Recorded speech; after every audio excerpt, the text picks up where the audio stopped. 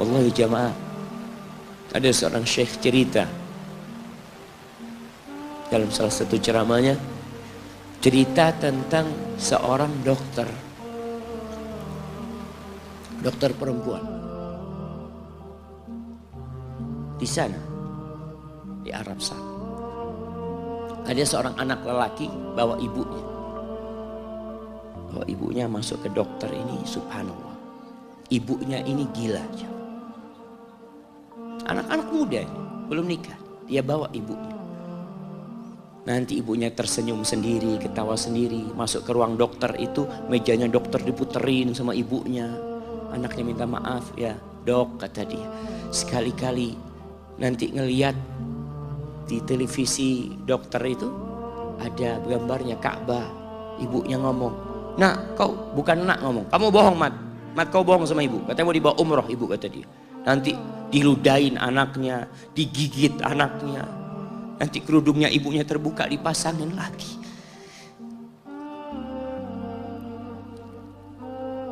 Itu dokter tanya sama anaknya, ini siapa? Kata dia. Ibu anak, kata dia. Sejak kapan dia seperti ini? Sejak lahir. Loh, terus gimana engkau bisa lahir? Iya, sama kakek ana, ibu ana dinikahkan, tapi 10 bulan diceraikan. Ya karena seperti ini, ana lahir dari rahim ibu ana. Dan seperti ini kelakuan. Iya, kata dia. Engkau berbakti sama dia, kata dia. Dia kan nggak kenal sama engkau. Iya, dia nggak tahu sama ana, tapi Allah tahu kalau dia ibu ana. Kata. Allah tahu kalau dia ibu ana. Ana harus berbakti. Ditanya, ibumu sakit apa? Ibu kena gula, katanya. Kena ini sakit. Setelah dikasih resep, itu dokter cerita, pasiennya keluar, ditutup pintunya. Dokter ini nangis. Dia mengatakan, ana sering dengar ceramah tentang birrul walidain. Ana sering mendengarkan tausiah ustaz tentang berbakti kepada orang tua, tapi ana baru sekarang melihat kebaktian seorang anak sama orang tuanya. Ibunya gila, dia tetap berbakti. Dan dia mengatakan, iya ibu ana nggak tahu sama ana, tapi Allah tahu kalau dia ibu ana. Dan yang ngasih wasiat supaya kita berbakti sama orang tua itu Allah, jemaah. Apapun yang dilakukan orang tua kita.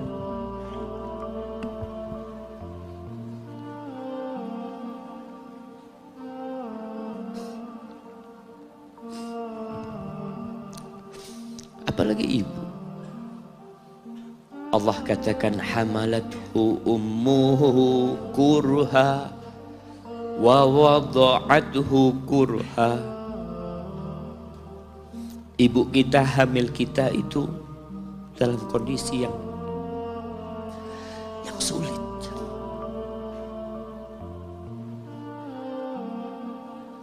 Ada ibu yang harus bed rest demi anaknya lahir. Demi kita lahir, ibu kita itu bed rest. Capek dikit keluar darah. Ada yang harus hamil kita dalam kondisi dia ditinggal sama suaminya. Dia harus cari nafkah sendiri. Ada yang harus muntah-muntah demi kita. Allah. Lalu kita berdiri buat ibu kita, capek. Diceritakan seorang, ya kita semua tahu ceritanya, tentang 3 orang yang masuk ke dalam gua. Kemudian gua itu tertutup dengan batu yang menggelinding. Lalu mereka bertawasul dengan amal soleh mereka.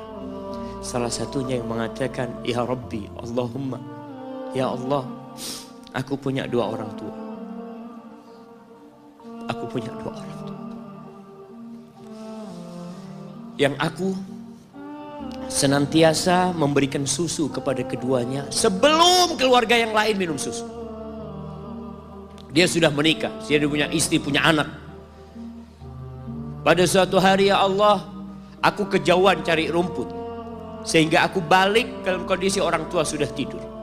Maka aku pereskan susu buat keduanya, ya Allah. Allah tahu, tapi dia mau cerita sama Allah. Dia ingin tawasul dengan amal soleh dia.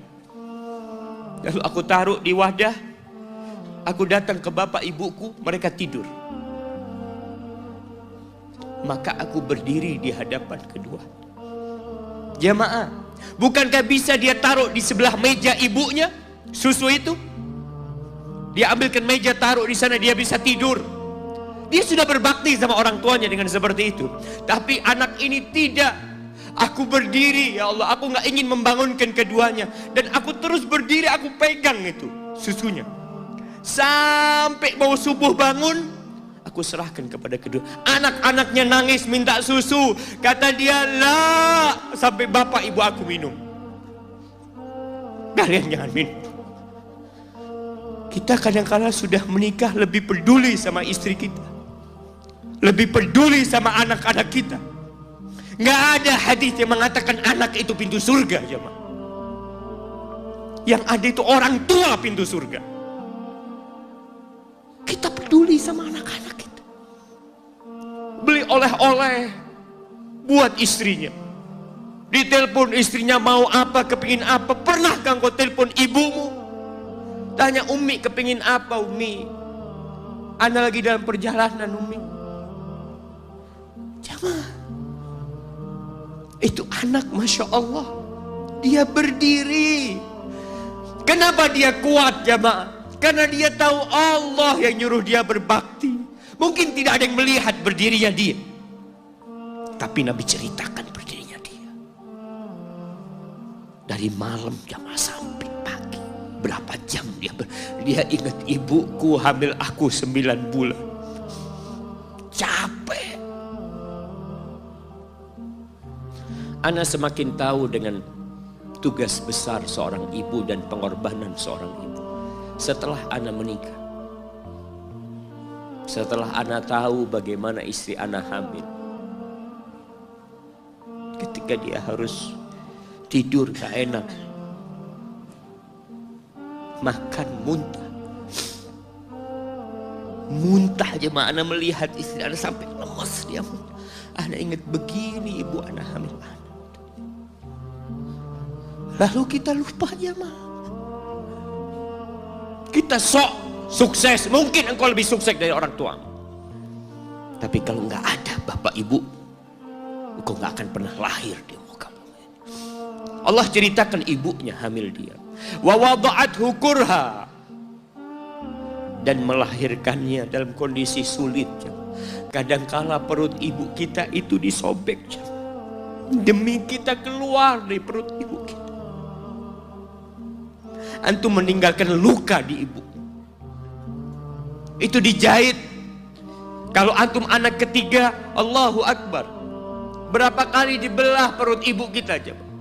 Tubuhnya jadi jelek gara-gara kita. Tapi dia nggak peduli, yang penting antum lahir dengan selamat. Kalau ibu kita dikasih pilihan, ini nggak bisa diselamatkan dua-duanya.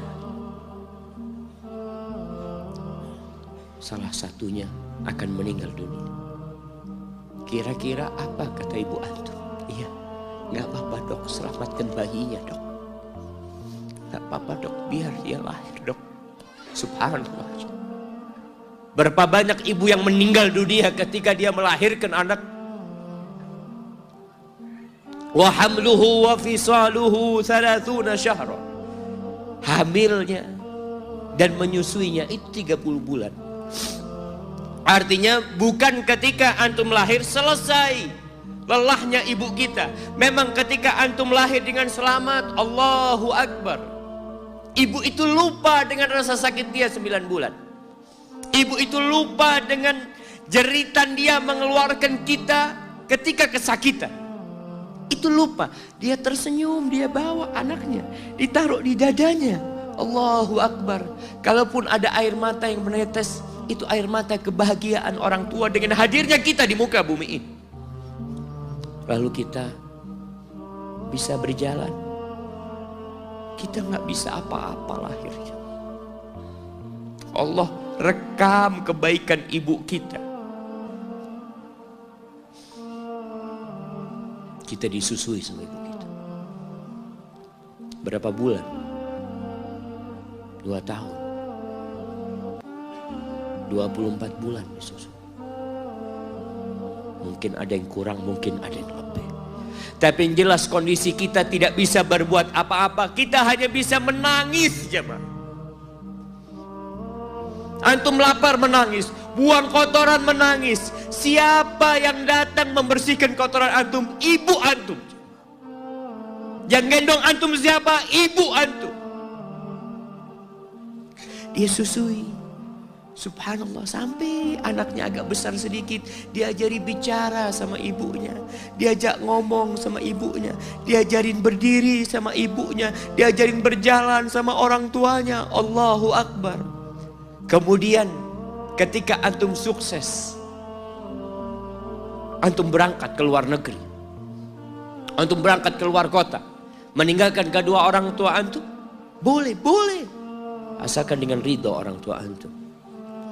Kalau ibu antum telepon, antum di Batu sini, kuliah, sampai sukses jadi pengusaha di sini. Ibu antum di kampung telepon, nah ibu ingin engkau balik ke kampung. Jangan pernah mengatakan, Bu, anak kerjanya di sini, ibu. Saya ditugaskan di sini. Tinggalkan semua pekerjaanmu, pulang ke rumah. Ustaz, gimana dengan istri dan anak-anak anak?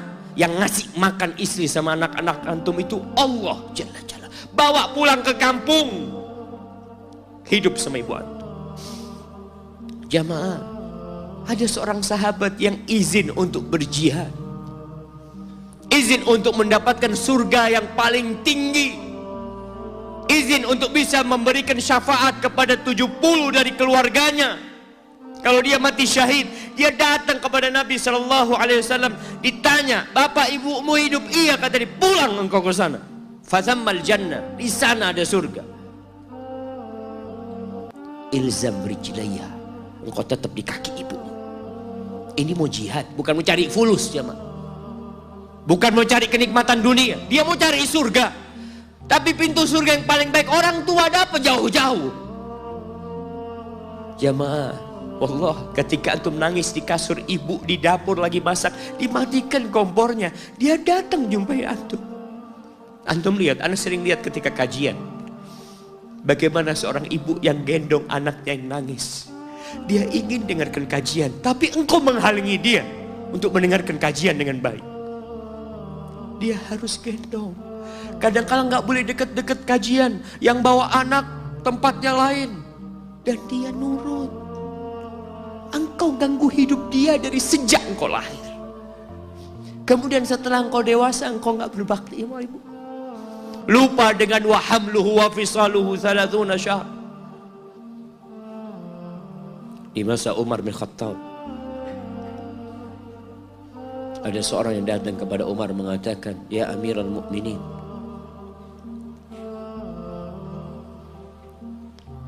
aku ini jadi kendaraan buat ibu. Aku ini yang membersihkan kotoran ibu, dan aku palingkan wajahku. Ibuku sudah lumpuh, gak bisa apa-apa, dan aku berusaha untuk berbakti sama dia. Aturani qad jazaituha. Gimana menurutmu? Apakah aku sudah balas kebaikan ibuku? Kata Umar, la. Kata dia, enggak, belum. Ya Amirul Mukminin, bukankah aku sekarang ini telah berbuat kepada ibuku seperti ibuku berbuat kepadaku waktu aku kecil? Artinya sama pekerjaannya sekarang ini. Aku yang menyuapin ibuku, aku yang membersihkan ibuku, yang mengantarkan dia ke kamar mandi. Semua yang pernah dilakukan ibuku, kira-kira sudah aku lakukan semua sekarang. Kata Umar, enggak sama, kata dia. Ibumu waktu merawatmu ketika engkau kecil, ibumu berharap engkau bisa hidup. Sedangkan engkau sekarang merawat ibumu ketika sudah tua sakit-sakitan, engkau berharap ibumu mati.